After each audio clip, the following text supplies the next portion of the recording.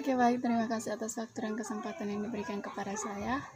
Perkenalkan, nama saya Mestitasi, NIM 1803030120. Tugas pendidikan anti korupsi, resume buku ke-6.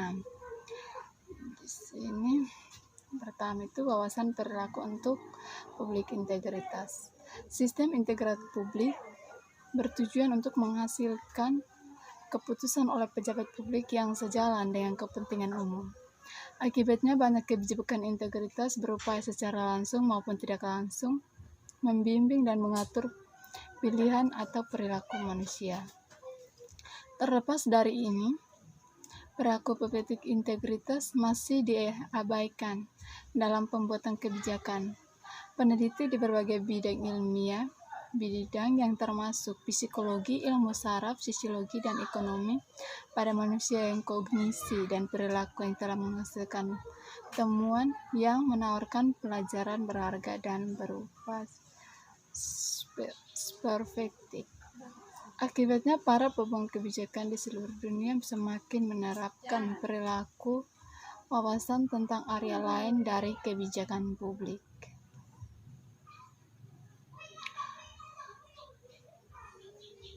Yang kedua, tentang dinamika pengambilan keputusan moral. Dinamika pengambilan keputusan moral ini ada beberapa bagian.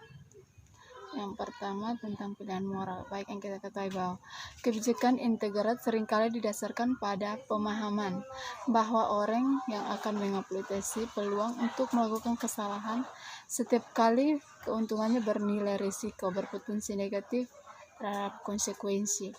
Dengan kata lain, individu diasumsikan menimbang kemungkinan mendapat yang tertangkap, yaitu ketatnya kontrol internal dan eksternal dan mekanisme deteksi dan saksi berikutnya terhadap keuntungan yang tidak semestinya biasa mereka peroleh melalui tindakan atau kelambahan. Implikasi kebijakan dari pandangan seperti itu melibatkan pemantauan tingkat tinggi dan pelaksanaan. Namun dalam kehidupan sehari-hari, moral itu seringkali dipresentasikan sebagai karakter sifat.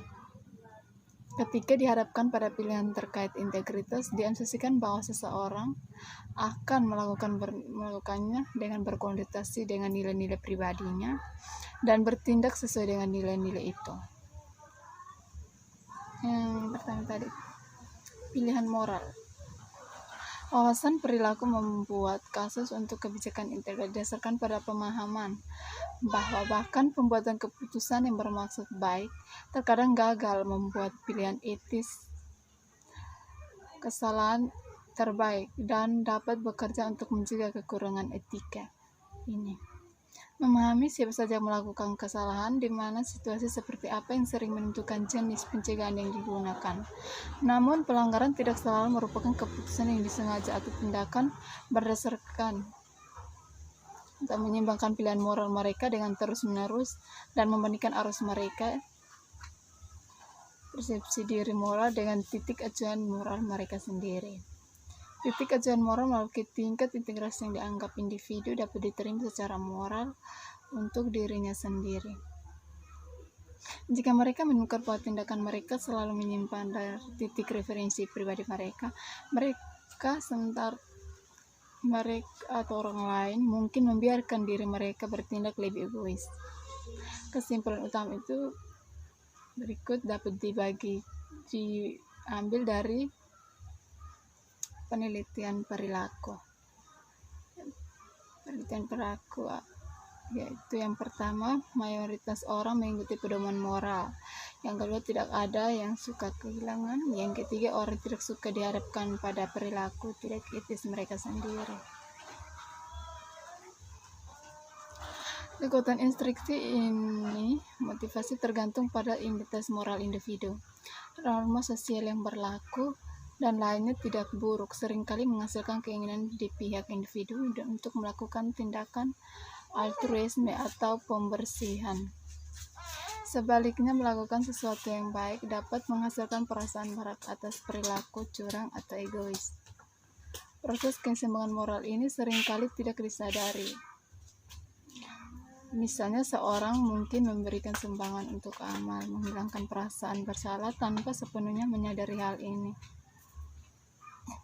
Begitu juga dengan individu yang pernah berakting dalam cara yang sangat altruistik, mungkin merasa berlisensi untuk menjadi sedikit egois.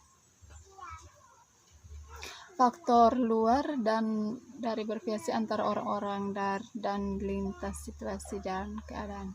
Oleh karena itu, kebijakan integritas harus menargetkan mayoritas dan dirancang untuk mendukung dinamika yang mendorong pilihan etis. Meningkatkan titik acuan moral, menekankan titik acuan moral. Yang kedua tentang untung dari korupsi bisa jadi godaan. Tindakan tetap saja pada poin referensi moral internal sendiri tidak selalu mudah. Aksi melawan kompas ini seringkali didorong oleh godaan perilaku yang terlibat manfaat langsung yang mungkin tidak memenuhi tujuan jangka panjang. Pelanggaran integritas yang mengorbankan kesejahteraan masa depan untuk kepuasan. Tindakan yang mengganggu integritas seperti menjaga biaya perjalanan yang tidak semestinya untuk membeli yang baru, memperhatikan mungkin tidak mengakibatkan perasaan bersalah. Begitu pula dengan beban kerja yang intens, tekanan kinerja dan kontrak jangka pendek dapat merusak integritas. Kondisi seperti itu memberi alasan pegawai publik untuk pemberantasan atas kesalahan mereka. Oleh karena itu, pendekatan perilaku mencoba membantu individu memasukkan manfaat jangka panjang ke dalam pengambilan keputusan mereka. Misalnya, orang secara fisiologi lebih siap untuk menahan godaan ketika mereka tahu itu akan datang. Penelitian telah menunjukkan bahwa ini berlaku untuk godaan etis. Mengantisipasinya membantu untuk melawan mereka. Dari perspektif kebijakan ini, berarti sebuah penekanan dapat mengidentifikasi dilema etika yang khas. Jika individu memiliki kesempatan untuk mempertimbangkan dilema sebelumnya dari pilihan yang bijaksana, mereka telah lebih cenderung untuk bertindak dengan integritas saat diharapkan dengan itu langsung. Yang ketiga, objektivitas adalah ilusi. Objektivitas dan konsisten dalam penilaian diharapkan dari pejabat publik. Sayangnya mereka tidak selalu bisa diharapkan dari pembuatan keputusan manusia. Keduanya seringkali kekurangan pilihan moral sebagian karena dinamika pengambilan pilihan moral. Sastra di bidang ini menyoroti cara-cara di mana penilaian manusia disesatkan bawah sadar, misalnya struktur dalam sistem integritas dan seluruh sektor publik harus menjamin kemandirian penilaian peraturan.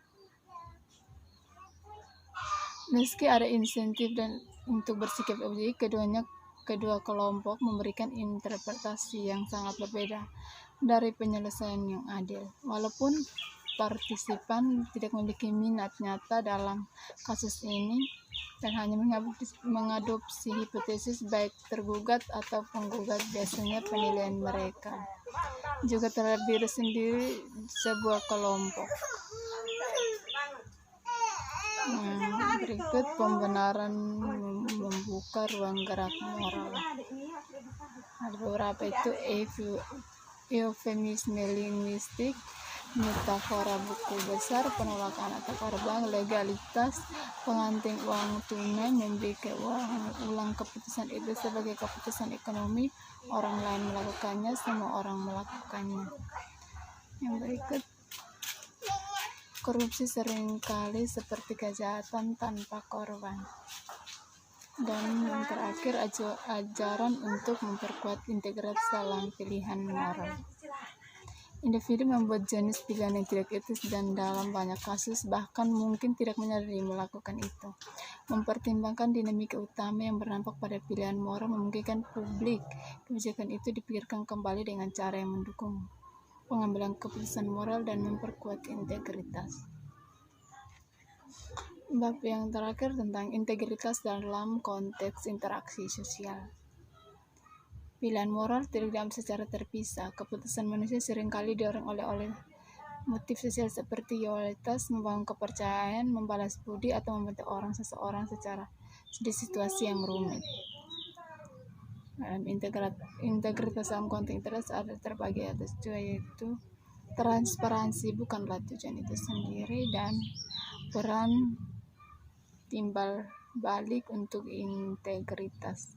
Ada beberapa itu altruisme yang mementingkan diri sendiri, dan logika Robin Hood, dan difusi tanggung jawab. Baik, sekian dari hasil penjelasan saya mengenai wawasan perilaku untuk publik integritas. Sekian dan terima kasih.